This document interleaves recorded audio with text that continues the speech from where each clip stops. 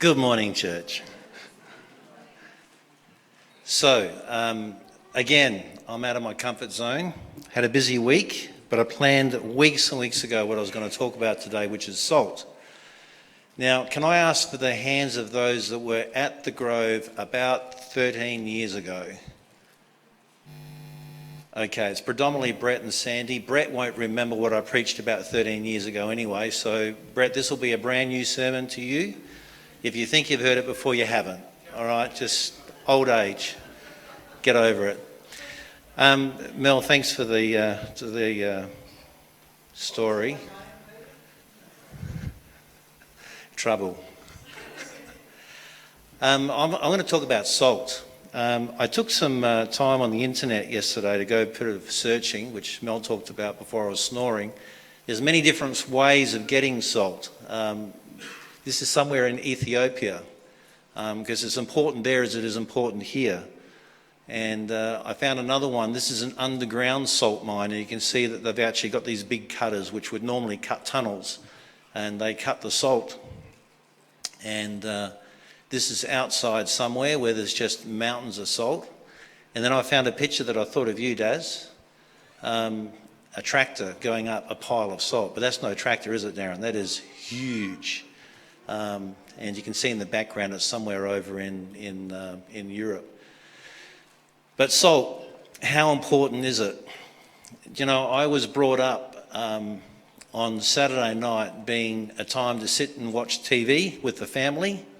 My brother and myself would push two lounge chairs together and put a rug over the top, and that would make a cubby house. And my mum would give us a bowl with some peanuts, salted peanuts, and licorice. Generally licorice all sorts or normal licorice. And when the salt got onto the licorice, I loved that. I thought that was fantastic. And many years ago, I had a young girl working for me who was Dutch, and she told me that I should try some double salted Dutch licorice. And I'm thinking, yeah, I got brought up on licorice with salt on it. How good would that be? 3 seconds is as long as I could handle it in my mouth. You might as well, trust me, if someone offers you salted licorice from the Dutch, you might as well just go get a teaspoon of salt and put it straight in your mouth. Okay? You won't taste the licorice. All you're going to taste is just this horrible, horrible thing. So this is salt. Now, with life, you need a little, as Mel was saying, but not a lot. Okay? Because if you have too much salt, it just spoils everything. If you don't have enough salt, it's a flavour that you don't really encourage anyone to eat. But if there's just enough salt, it's a perfect meal, isn't it? So this reminded me of some stories from my past. And as you know, I'm a bit of a storyteller, so I apologise if you thought you were going to get a sermon-thumping thing today, because that's not me. I just tell stories. And it was a long time ago that I preached a sermon in Trinity Gardens, and some ladies decided in the first 2 minutes they were going to leave the sermon. At the end of it, they were glad they didn't, because they heard the whole story. So when I say that our church, and I'm talking about the Grove, ran a concert many, many years ago, and we thought music was our strength, so we decided to do an outreach, and we used music as our outreach. So we hired the Baptist church at, what's that area, Robbie? Clovercrest Baptist Church. And we put out invitations to people, and we filled that church. And we did the album from Hillsong called Friends in High Places. And it was great, except that Mel, who was one of the main singers, did a back in and virtually couldn't walk. But we had some prayer, and all of a sudden, miraculously, Mel walked, did the whole concert, and then collapsed and couldn't walk again. But that's a whole other sermon. But in this concert, down on the front right-hand side was a row of people that had come from a very charismatic stroke Pentecostal church. And they loved our concert, they loved our music, and at the end of the outreach program, they come up and talked to us and said, look, we're from Anglevale. Does anyone know where Anglevale is? It's way out, okay, way out. And there's a little hall where we have church every Sunday morning. And our senior elder has just recently lost his baby daughter, and our church is struggling. and we would love if you would come and join us and help with our music. Now, I've got no morals when it comes to music. If anyone wants me to play music, I'll play music. It doesn't take any invitation for me at all. So the fact that this was a Pentecostal church, I didn't care. They were asking for music. So I asked some people, a part of our team, if they would come with us to come and help this church do some music. Now, I'm going to mention some names because they're here and they're going to remember anyway. Carolyn did not want to go. She was not interested. Why are we going to a Pentecostal church? We shouldn't be going there. Thought, okay, but Tad, they've asked and we just love to go and help. So we're going to go and help these people. Well, you know what? We turned up early in the morning. I think it was about 8:30 to have a practice on Sunday morning with them. And as soon as we walked in, there was 2 girls singing, a piano player, and I think someone playing a guitar. And it sounded okay, but the voices were just beautiful. And that's when Mel joined in and said, what are we doing here? They don't need us. So, well, we've been invited. We're going to come and help. You know, within about 10 minutes of playing the first song, we just melded as a group. And it was like God just come down and put his blessing on us, that we were all together and we were just all of one accord. And the music practice went fantastic. And I thought, well, I've enjoyed this. Let's see how the service goes. Now, Mrs. Jasper, do you remember old Pastor Pepper? Okay, Pastor Pepper is a pastor from way, way back. The gentleman they had preaching that day had come all the way from Perth to Little Anglevale to take a sermon. And he was dressed just like Pastor Pepper. He had a suit on, but he had a cardigan under the suit with a tie, and he just looked like Mr. Ultra-Conservative. And he's in a church that's a little bit progressive, especially with their music. And I thought, well, this will be interesting to hear this Pentecostal person take a sermon. He introduced himself and said, well, today I'm going to preach from Psalms. He said, but of course you people all know that because I never take any other sermon but out of Psalms. And he went on to preach one of the best sermons I'd ever heard. It was just fantastic. And Carolyn actually went up louder and said, that was fantastic. I'm so glad I came here today. Well, being who I am, I thought, you know what, he's really touched my heart today. I need to let him know. So when we did our music, we were introduced as people from an Adventist church to come and help with music. So I went up to this pastor and I said, look, I really enjoyed your sermon today. That was fantastic. He said, well, I really enjoyed your music. Adventist, what are you doing here? So, well, we were asked to help, and here we are, we're helping. He said, you know what, my son goes to Carmel College in Western Australia. That's your college. I said, yeah, I know, I recognise the name. He said, you guys have a fantastic education system. That college is blessed by God. Now, he brings some of his friends to my church on Sunday evenings to hear our youth program, but your church, I can't believe how good you are at education. I thought, wow, I wasn't expecting that. I go to a Pentecostal church and there's a pastor preaching who knows about us. So we left, and before we left, they said, look, would you come back next month and help us again? We'd like to think that you come back each month. And we said, yeah, of course. And it wasn't so hard to get Carolyn and Mel to agree this time because they enjoyed it. So we go back a month later. They have a gentleman that's visiting them because they're a very small church, and they have a pastor that preaches there about once a month. And they had a visiting pastor from Port Adelaide. And his name was Nick Saras, Pastor Nick Saras. Never heard of him. We did our music. He started to preach a sermon. His sermon was about his testimony. And I've never heard such a powerful testimony. This man was brought up in a Greek home. Dad was an alcoholic. His last recollection of his dad was Dad was dragging Mum down the hallway by her hair and kicking her, drunk as a drunk. And that's the last time he remembered his dad. And he said, you know, Mum, I will never, ever be like my dad. He then proceeded to tell us that Nick was thrown into a home for strayed boys because at the age of 14 he burnt his school down.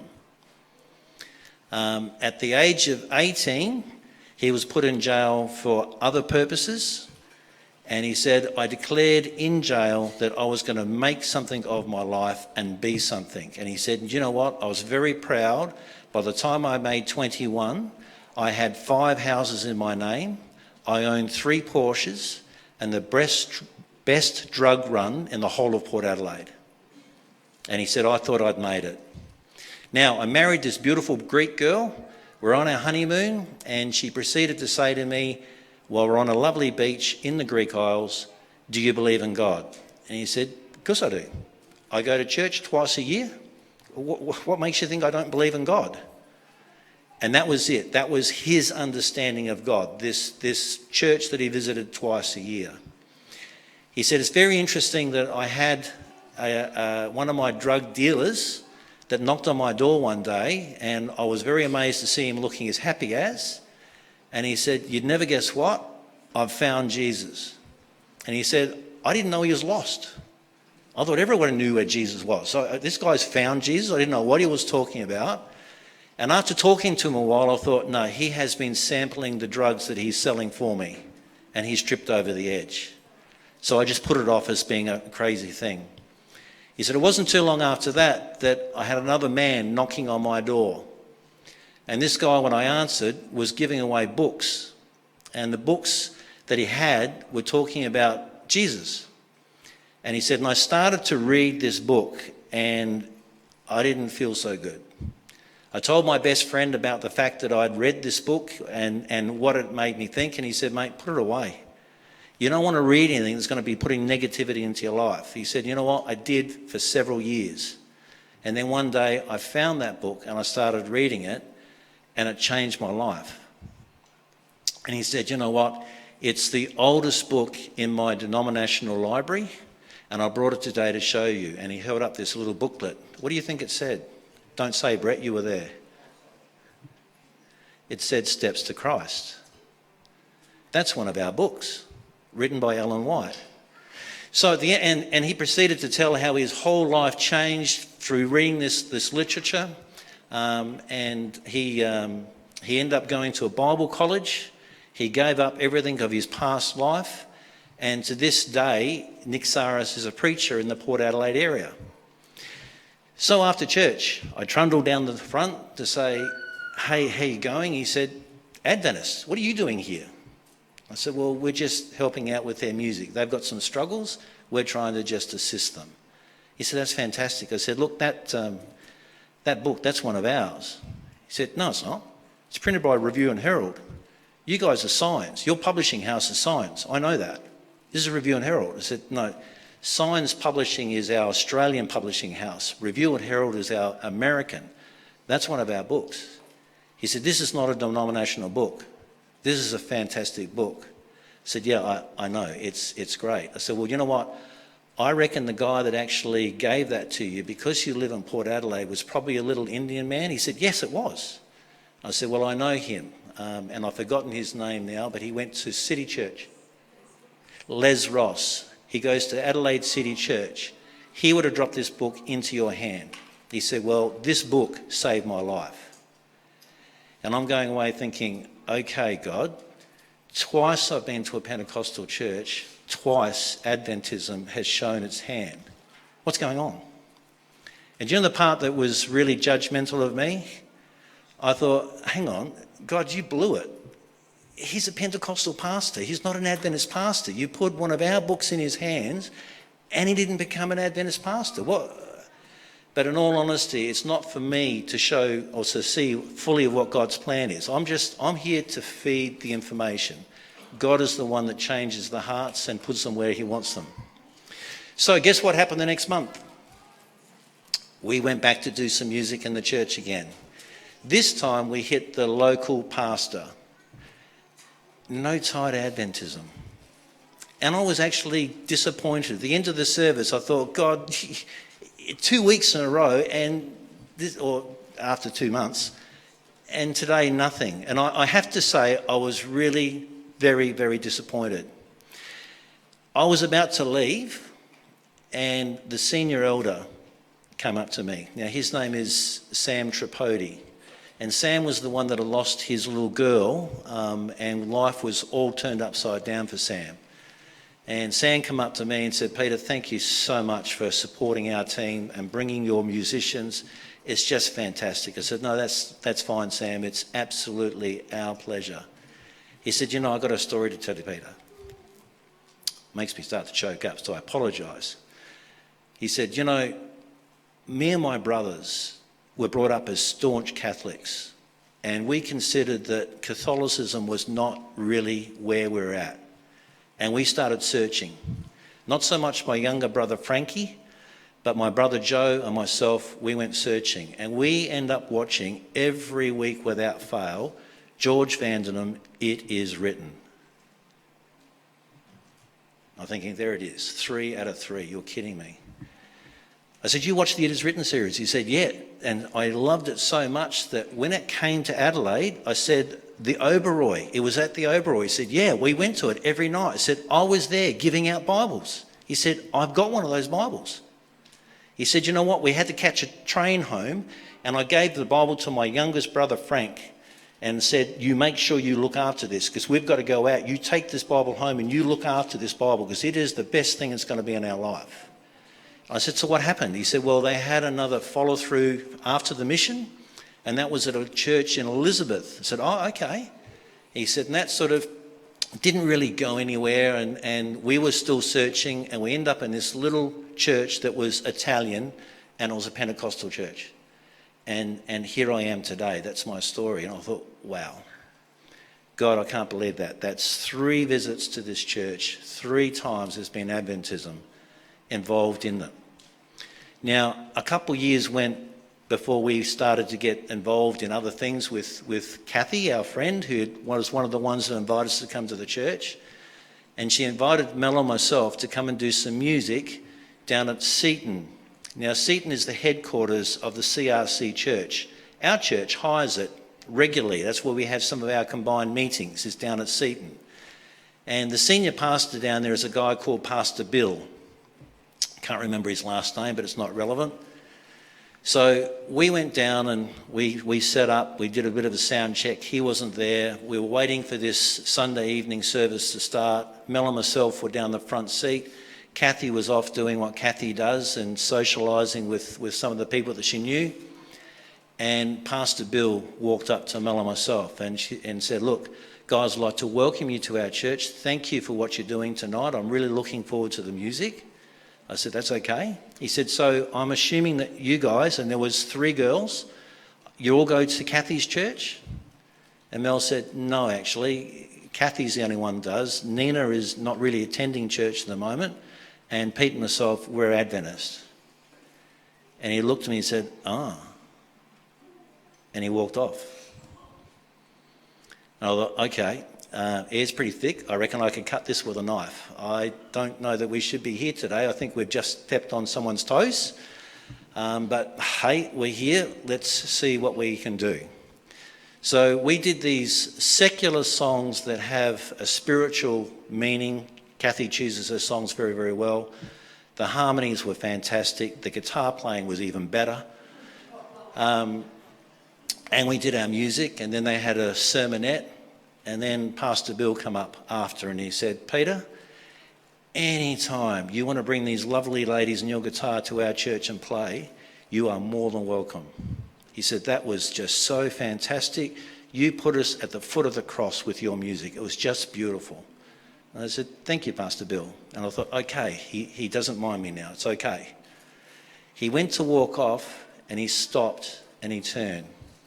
He said, "Peter, I want to let you know, it was a Dutch Adventist man that introduced me to Jesus, and I'll never forget that." I thought, wow, 4 times. Do you know, salt, it's very important. Just a little bit. Do you know how many people there are in the world in the year 2018? 200 years ago, there was 1 billion. Okay, 200 years ago, 1 billion people in the world. Today, the world's population is 7.5 billion. Okay, I'll put that number up there. It's huge. We don't normally see numbers with that many zeros after them. So that's 7.5 billion people in the world today.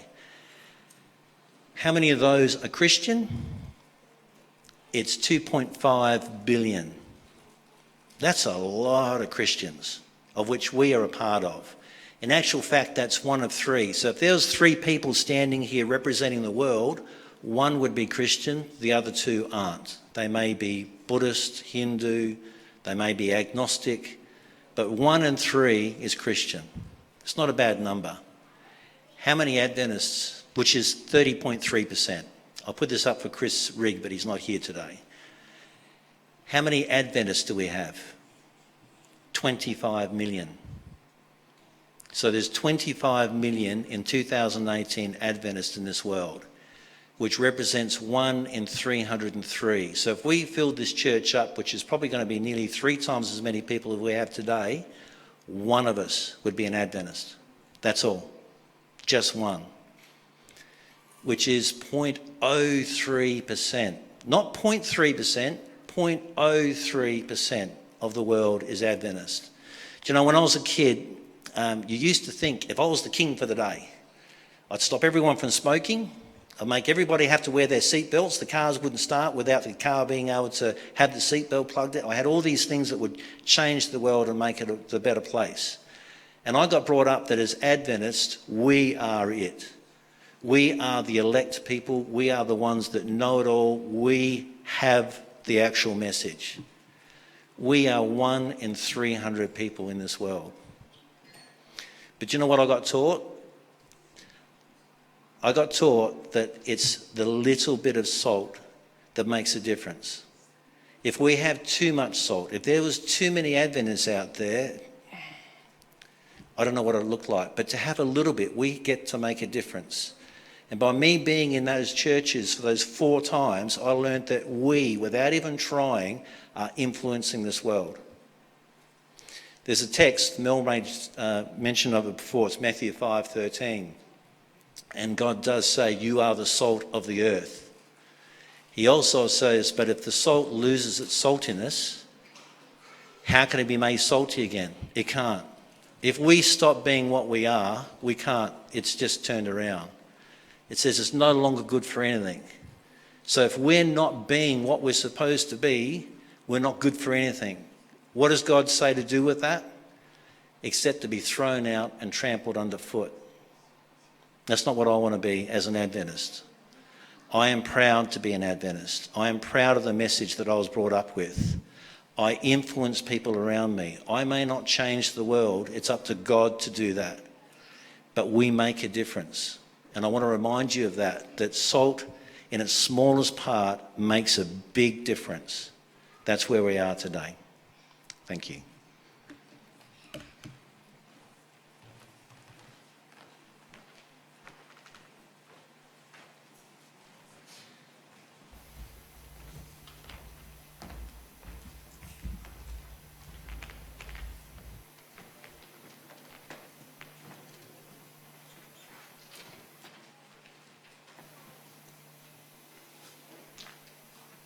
Stand with us as we sing our last song for today.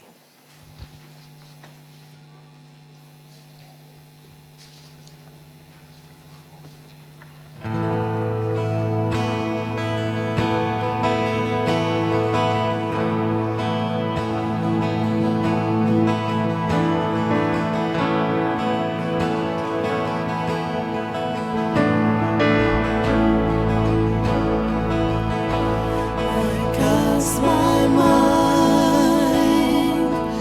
to Calvary, where Jesus bled and died for me. I think what we might do is we might stop that and do it again so we can praise God and Jesus the way that they deserve to be praised. Our timing was not quite right then. Great guitarist.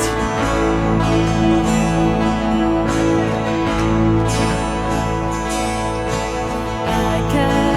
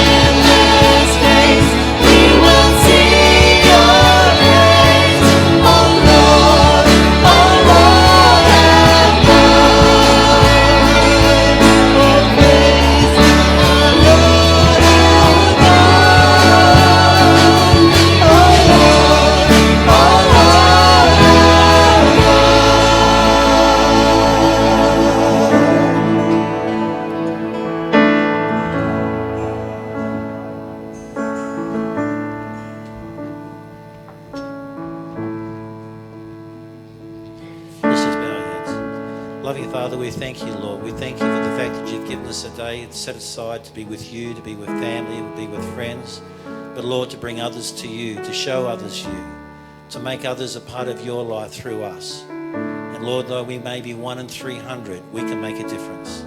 We just thank you for that. We ask that you help us to be strong, to shine out, and to show others your love, and to just come closer to you until you come to get us in heaven one day. Amen.